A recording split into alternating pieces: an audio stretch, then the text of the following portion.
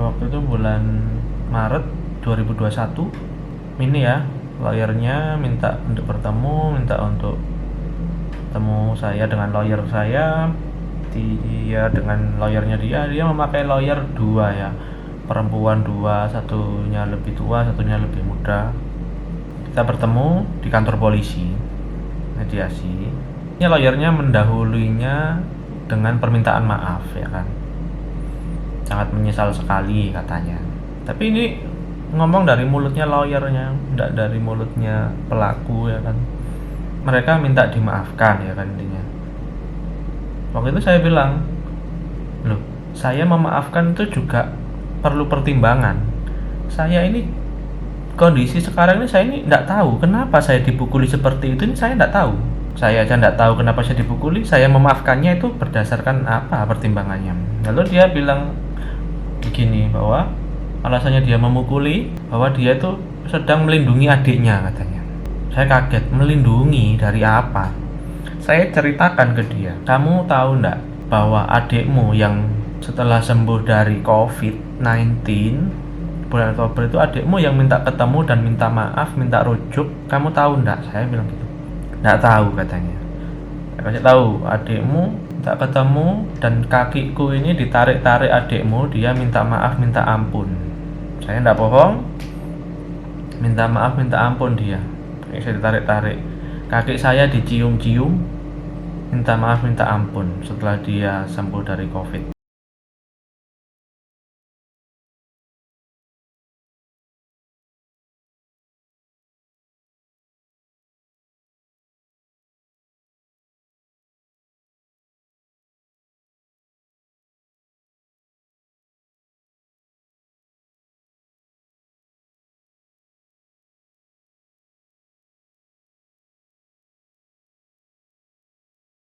Nggak tahu dia katanya. Terus dia nggak tahu. Terus, kamu tahu nggak?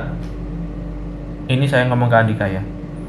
Tahu nggak bahwa keputusan pengadilan itu anak diasuh bersama. Jadi saya masih berhak untuk bertemu anak saya, untuk mengasuh anak saya. Kamu tahu nggak? Nggak tahu juga.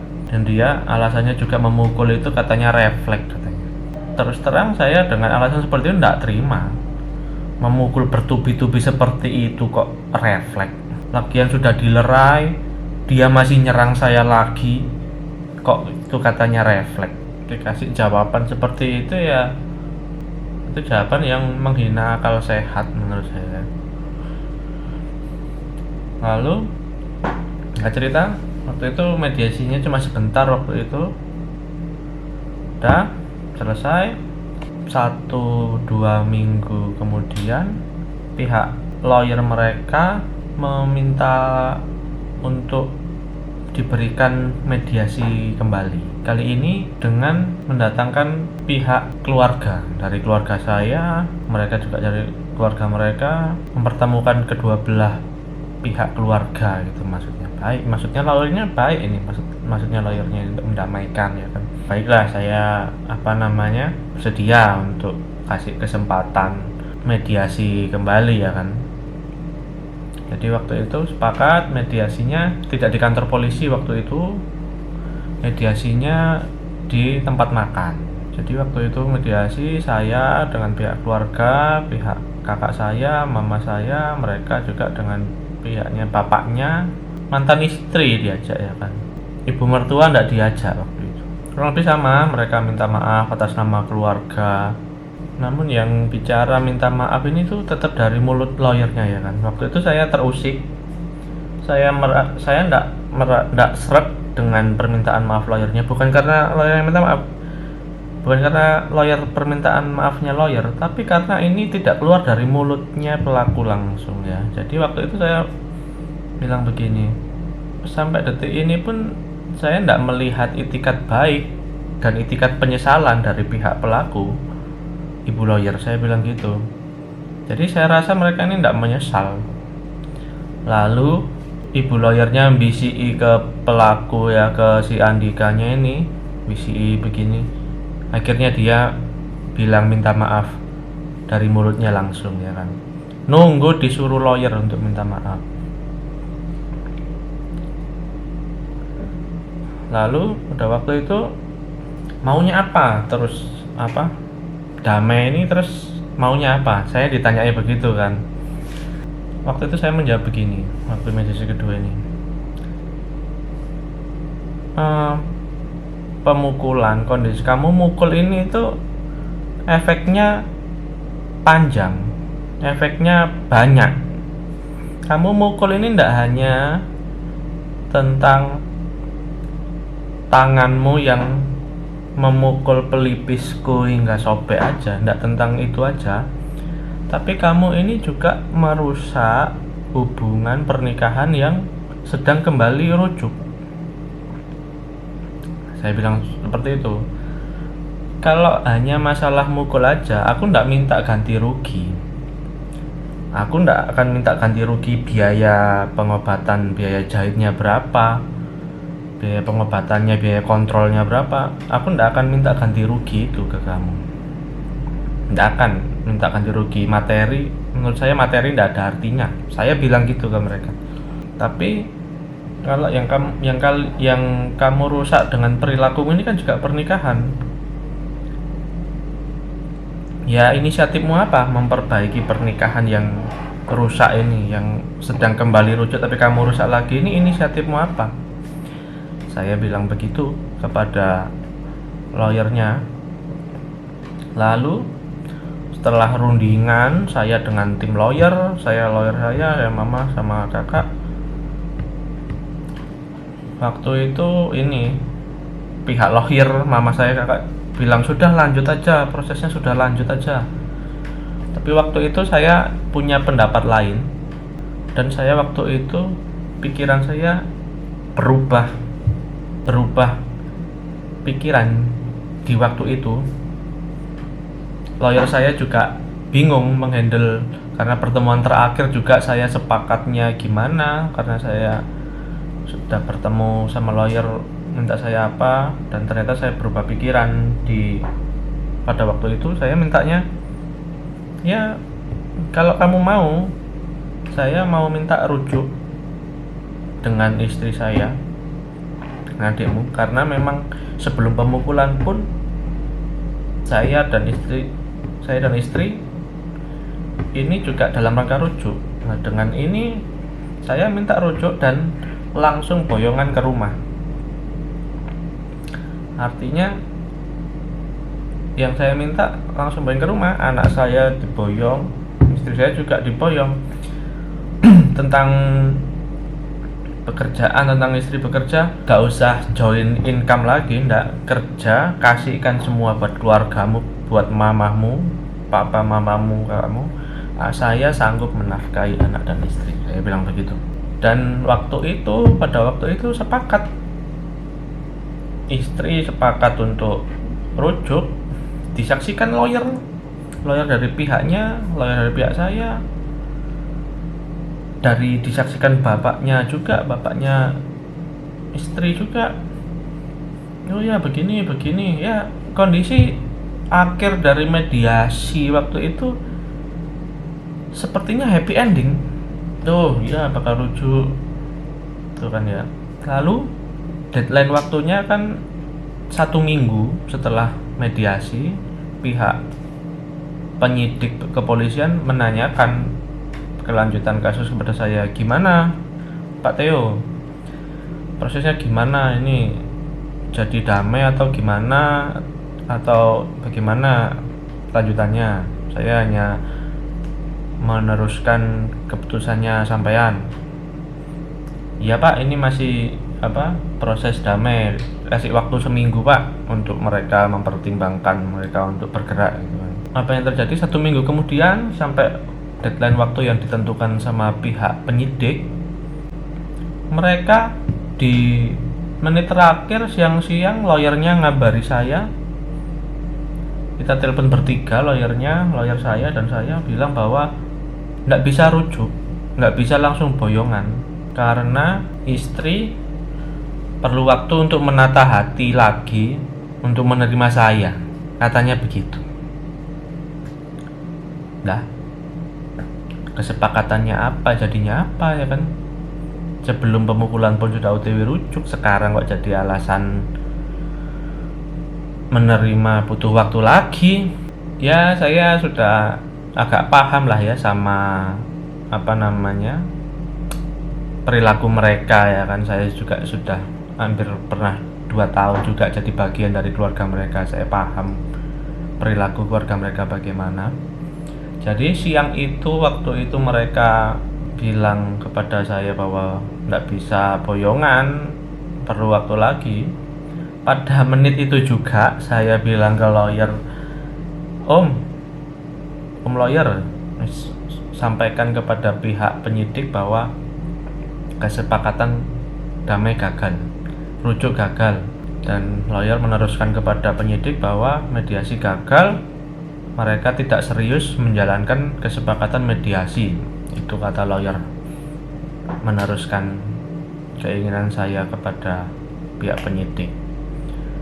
Baik, diproses lagi sama penyidik, prosesnya lanjut, mediasi gagal. 1 minggu kemudian, ini bagian lucunya di sini, ya, mereka menggunakan istri saya untuk berusaha membujuk saya untuk bisa sepakat damai dulu dengan kakaknya. Urusan rujuknya, urusan boyongannya menyusul. Jadi kita ketemuan gitu, makan di Royal, makan. Dan dalam makan itu si mantan istri berusaha membujuk saya untuk mau menandatangani kesepakatan damai dulu dengan kakaknya, namun boyongannya menyusul, katanya seperti itu. Saya tidak bisa, tidak tahu, soalnya saya sudah bilang ke penyidik untuk melanjutkan proses kakakmu. Saya tidak tahu lagi proses kakakmu. Saya waktu itu Sabtu sore ke Polsek untuk nurutin mantan istri ini, dan ternyata penyidiknya waktu itu libur.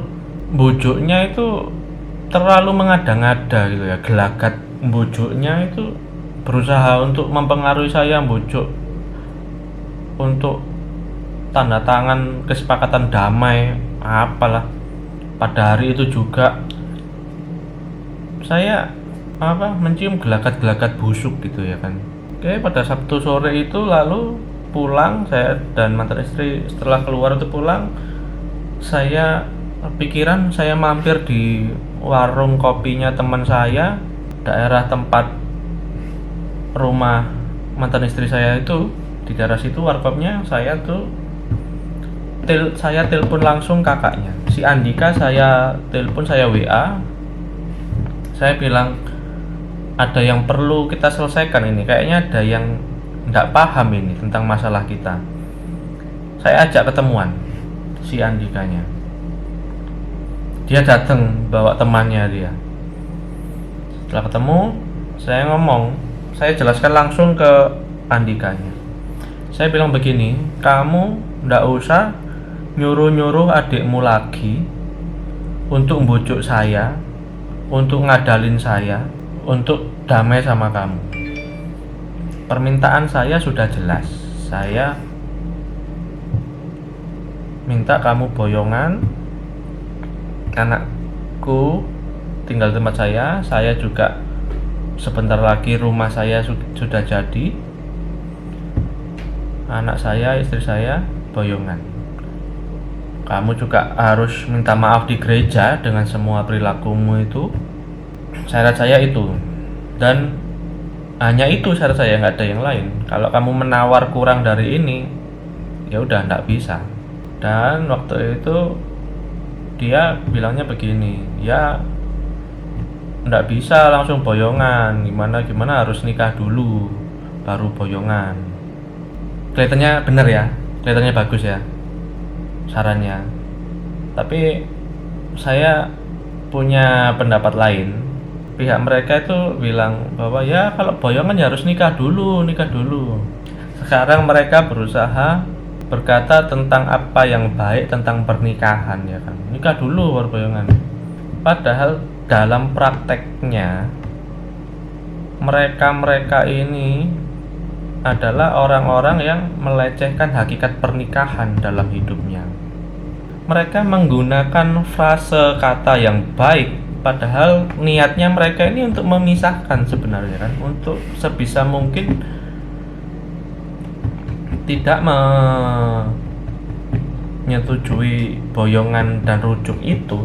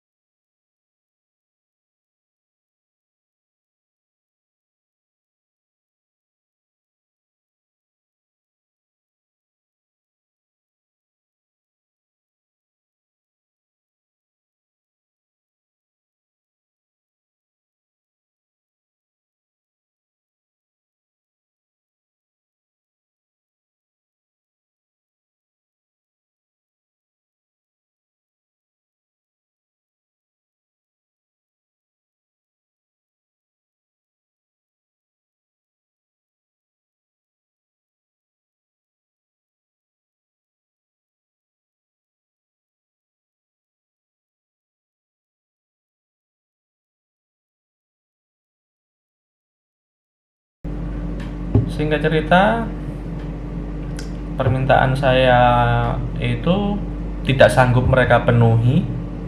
Proses kepolisian berlanjut, sehingga jadi proses kepolisian sudah naik kepada proses pengadilan. Berkasnya sudah lengkap, buktinya sudah lengkap. Berkasnya ini sudah bergeser dari pihak kepolisian ke pengadilan. Sudah ada jadwalnya untuk persidangan dengan terdakwa.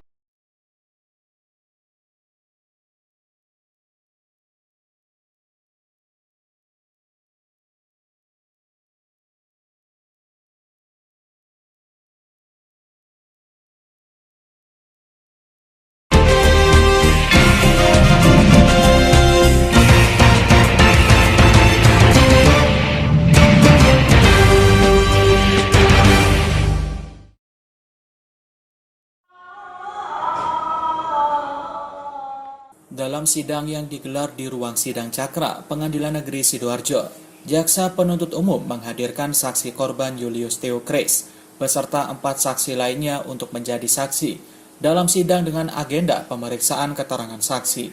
Sementara terdakwa dihadirkan secara virtual. Perkara penganiayaan yang melibatkan Immanuel Andika Christian, Direktur CV Andika Karya Sejahtera yang bergerak di bidang jasa konstruksi bangunan, terbukti melakukan penganiayaan kepada Julius yang tak lain merupakan mantan adik iparnya. Kejadian pemukulan tersebut terjadi pada akhir tahun 2020 lalu.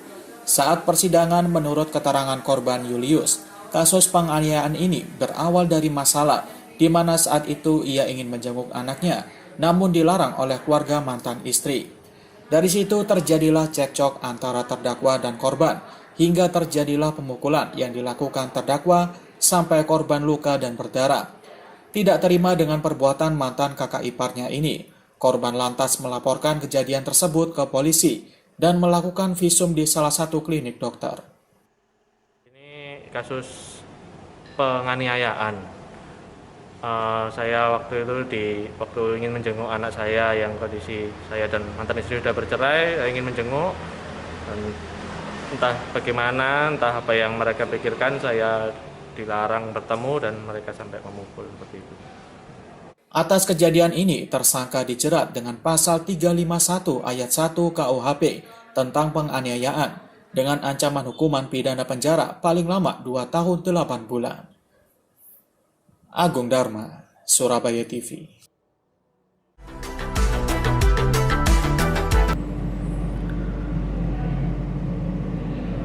Ya, jadi itu yang bisa saya sampaikan, 1 tahun kisah saya pasca bercerai.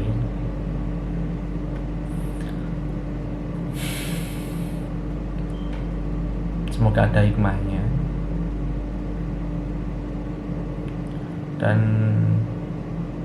ya, mungkin video terakhir, mungkin depan mungkin saya akan bercerita tentang pandangan-pandangan iman saya tentang iman Kristen, bagaimana pandangan iman Kristen menghadapi perceraian. Apa kata firman Tuhan, apa kata Alkitab bagaimana menyikapi perceraian itu yang saya pelajari juga satu tahun terakhir ini juga. Gitu. Oke, sampai ketemu di video berikutnya.